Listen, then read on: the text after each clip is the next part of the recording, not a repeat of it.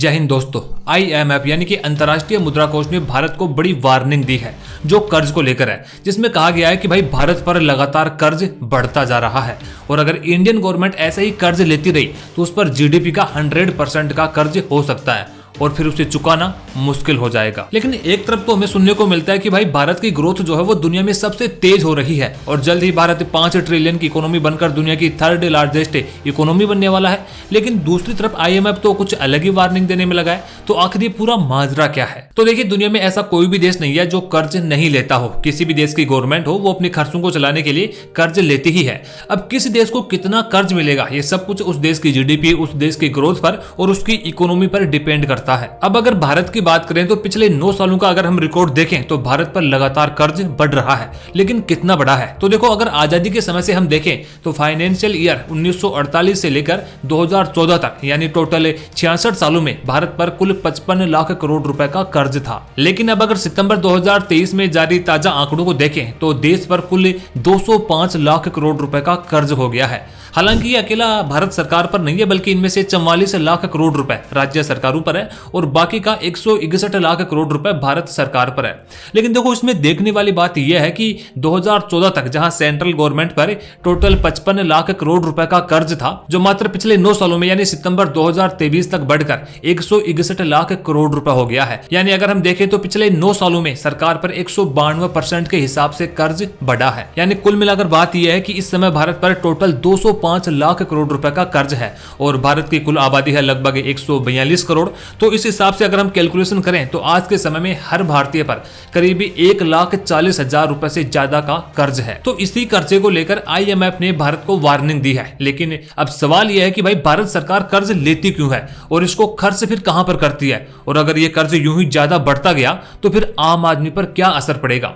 तो देखिए, सरकार इसलिए कर्ज लेती है क्योंकि उसे डेवलपमेंट पर, इंफ्रास्ट्रक्चर पर, योजनाओं आदि पर पैसा खर्च करना पड़ता है। अब जैसे कि एक आम आदमी जैसे अपने घर का बजट बनाता है, वैसे ही सरकार भी अपने पूरे देश का बजट बनाती है कि भाई सरकार की आमदनी कहां कहां से होगी और इसका खर्चा कहां कहां पर किया जाएगा, और इसका पूरा हिसाब किताब बजट में ही तय किया जाता है। लेकिन कई बार जैसा कि हमारे साथ होता है कि हम अपने घर का बजट बनाते हैं तो हमारे पास पैसे कम पड़ जाते हैं, तो हम बैंक से या फिर रिश्तेदारों से या फिर दोस्तों से कर्जा ले लेते हैं।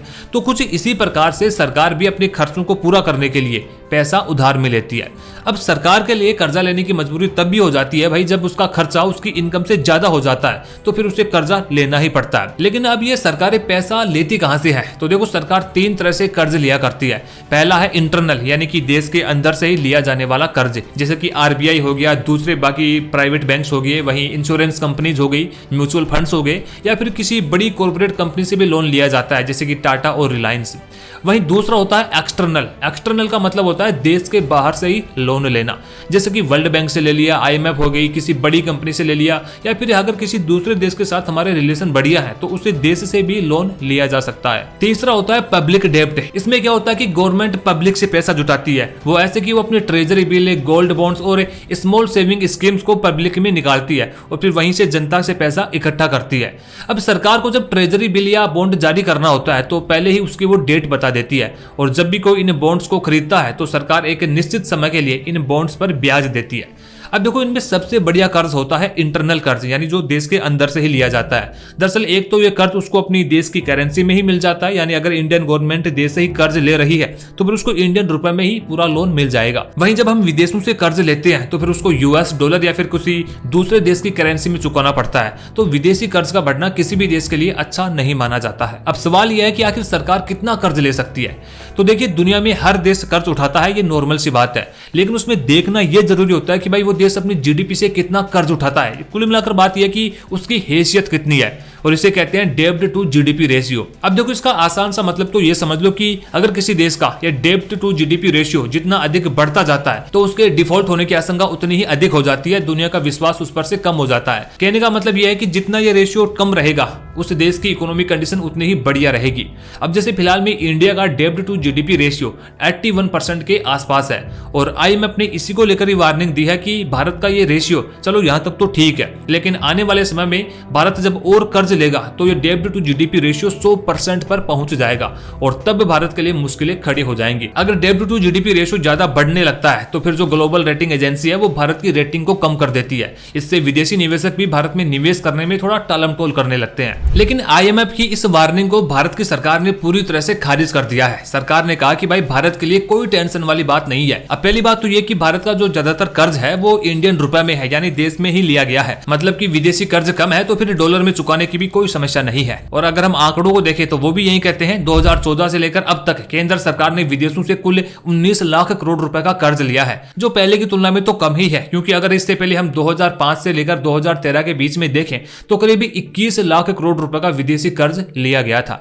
यानी अगर टोटल विदेशी कर्ज की अगर हम बात करें फिलहाल में तो ये 50 लाख करोड़ रुपए के आसपास होता है। इसके अलावा गवर्नमेंट ने यह भी कहा कि फिलहाल में जो कंडीशंस बनी हुई है, यानी वर्ल्ड वाइड पर जो कंडीशंस हैं उसमें भारत ने ठीक ठाक प्रदर्शन ही किया है। क्योंकि पहले कोविड-19 आ गया था, फिर रशिया यूक्रेन की वॉर हो गई थी और उसके बाद ग्लोबल फाइनेंशियल क्राइसिस भी आया था। तो इस वजह से सभी देशों की इकोनॉमी पर बुरा इफेक्ट पड़ा था, लेकिन भारत उसके बाद भी ठीक स्थिति में रहा है। अगर हम फाइनेंशियल ईयर 2020-2021 में भारत का डेब्ट टू जीडीपी रेशियो देखें तो वो 88% था, जो अभी 2022-23 में घटकर लगभग 81% पर आ चुका है।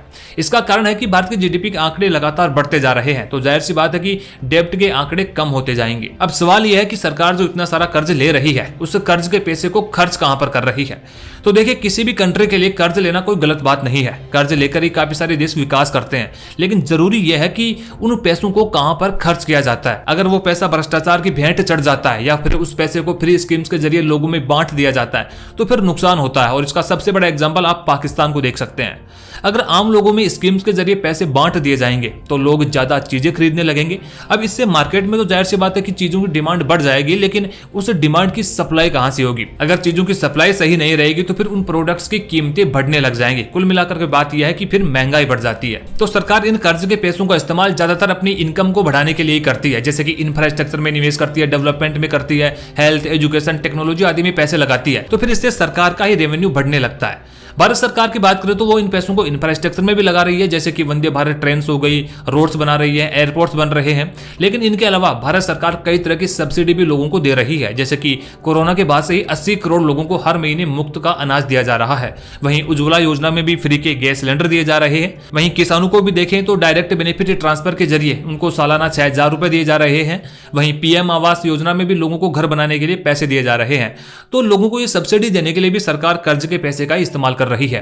तो क्या इन कर्ज के पैसों को लेकर भारत को चिंता करने की जरूरत है? तो देखिए, फिलहाल के लिए ऐसी कोई टेंशन वाली बात नहीं है, क्योंकि आज जो 200 लाख करोड़ रुपए का कर्ज है वो कुछ ज्यादा कर्ज नहीं है। क्योंकि आज भारत की इकोनॉमी भी 4 ट्रिलियन के आसपास होने को आई है और कई ग्लोबल एजेंसी भी कह रही है कि भाई भारत की जो ग्रोथ है वो आने वाले समय में भी लगातार बढ़ने वाली है। तो अभी ऐसा कुछ भी नहीं है कि फॉरेन डायरेक्ट इन्वेस्टमेंट भारत में कम हो जाएगा या फिर ग्लोबल कंपनीज का भारत पर से विश्वास उठ जाएगा। और जिस तरह से भारत ग्रो कर रहा है, तो अगर ये डेब्ट टू जीडीपी रेशियो 100% पर भी पहुंच जाता है तो भी ग्लोबल कंपनीज का विश्वास भारत से कम नहीं होने वाला है। वहीं अगर और देशों को देखें तो भारत दुनिया में कोई अकेला ऐसा देश नहीं है जिसने दुनिया में सबसे ज्यादा कर्ज ले रखा हो, बल्कि दुनिया में ज्यादातर जो अमीर देश हैं, जो विकसित हो चुके हैं, उनके तो पूरे खर्चे ही कर्ज पर चल रहे हैं। अब आप जापान को देख लीजिए, वो दुनिया में सबसे ज्यादा कर्ज लेने वाले देशों में शामिल है। उसका डेब्ट टू जीडीपी रेशियो 256% के आसपास है। वहीं अमेरिका भी पीछे नहीं है, उसका भी डेब्ट टू जीडीपी रेशियो 133% के आसपास है और भारत इस लिस्ट में काफी नीचे आता है। भारत से ऊपर काफी ऐसे देश हैं जिनका डेब्ट टू जीडीपी रेशियो 100% से भी ऊपर है। तो भाई ये आईएमएफ फिर भारत को ही क्यों वार्निंग दे रहा है? अगर उन देशों का भी डेब्ट टू जीडीपी रेशियो भारत से ज्यादा है तो उनको कुछ क्यों नहीं कहता? तो देखिए, इसका कारण है कि अमेरिका और जापान जैसे कंट्रीज को जब उधार मिलता है तो उन्हें कम इंटरेस्ट रेट पर मिलता है, वहीं भारत को ज्यादा इंटरेस्ट रेट पे करना पड़ता है। भारत सरकार जब अपने ट्रेजरी बॉन्ड्स को इंटरनेशनल लेवल पर बेचती है तो उसके बदले में उसे 7% के आसपास इंटरेस्ट रेट पे करना पड़ता है। वहीं जापान और अमेरिका की बात करें तो उसको केवल 2 से 3% के आसपास ही इंटरेस्ट पे करना पड़ता है। अब आप कहोगे कि भाई भारत के साथ ये भेदभाव क्यों? तो देखो, ये सब कुछ क्रेडिट रेटिंग की वजह से होता है। जो दुनिया में क्रेडिट रेटिंग देने वाली एजेंसी है उनको भी भारत पर शायद विश्वास नहीं है, जैसे कि मूडीज है, स्टैंडर्ड एंड पुअर्स है, इसके अलावा एक फिच भी है। ये दुनिया की टॉप क्रेडिट रेटिंग एजेंसीज है जिन्होंने भारत को कम रेटिंग दे रखी है। क्रेडिट रेटिंग का आसान सा मतलब ये समझ लो कि एक तरह से भारत का सिबिल स्कोर अभी कम है। तो अगर ये इंटरेस्ट रेट हमें कम कराना है तो भारत को अपनी क्रेडिट रेटिंग बढ़ानी होगी और इसके लिए इन एजेंसियों को विश्वास दिलाना होगा कि भाई हमारी स्ट्रॉन्ग इकोनॉमी है, हमारे एक्सपोर्ट बढ़ रहे हैं और आज हम 5 ट्रिलियन की ओर आगे बढ़ रहे हैं और जल्दी तीसरे नंबर पर भी पहुंच जाएंगे। और देखिए इसमें कहीं ना कहीं एक बड़ा रोल होता है अमेरिका का। आखिर में अगर वो देश राजी हो जाता है ना, तो फिर कोई भी एजेंसी क्यों ना हो, वो भारत की रेटिंग बढ़ा ही देगी। और दूसरी बात ये भी है कि अमेरिका, चाइना और जापान जैसे देशों के पास अपना खुद का कमाया हुआ पैसा है, यानी उनके पास रिजर्व मनी भारत की तुलना में काफी ज्यादा है। तो जितना ज्यादा उनका फॉरेक्स रिजर्व होता है, उतनी ही उनकी स्थिति मार्केट में मजबूत होती है। तो इस वजह से भी उन्हें कम इंटरेस्ट रेट पर ही लोन मिल जाता है। तो दोस्तों उम्मीद है आपको ये डेब्ट टू जीडीपी रेशियो वाला सिस्टम समझ में आ चुका होगा। वहीं अगर आपकी कोई सजेशन हो तो मुझे कमेंट बॉक्स में जरूर बताएं। अगर वीडियो अच्छी लगी तो उसे लाइक और शेयर भी जरूर कर दें। और हाँ, चैनल पर पहली बार आए हैं और ऐसी और इंटरेस्टिंग वीडियोज आपको देखनी है तो चैनल को सब्सक्राइब जरूर करें। धन्यवाद।